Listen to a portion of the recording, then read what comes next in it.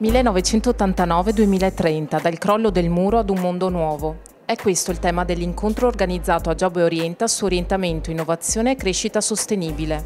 Jetzt nach 28 Jahren, 2 Monaten und 28 Tagen hat sie ihren grausamen Zweck verloren.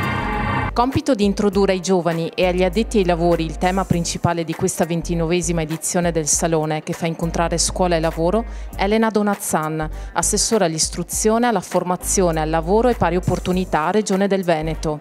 Oggi abbiamo di nuovo barriere che si cambiano, che si modificano, abbiamo tutte le nuove competenze che servono ai ragazzi, ma i ragazzi chiedono sempre la stessa cosa, la speranza per il futuro. Noi dobbiamo dargli gli strumenti, a Job mettiamo gli strumenti, glieli facciamo disvelare tutti avanti a sé e diciamo: guardate, avete tutto questo, queste sono occasioni di lavoro, di sviluppo, di conoscenza, di mobilità internazionale.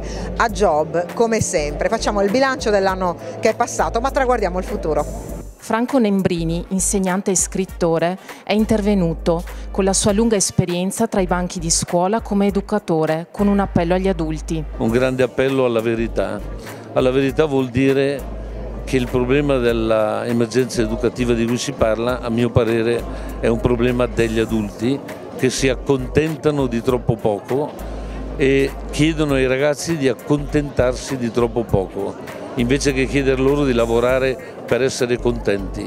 Sono due cose molto diverse. Nel 69 ho visto il 68, 20 anni dopo la caduta del muro, adesso siamo qui e c'è una cosa che non cambia mai, e cioè il cuore dell'uomo.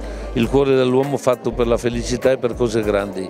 Ogni generazione, se ha il coraggio di ripartire da qui, può ripartire.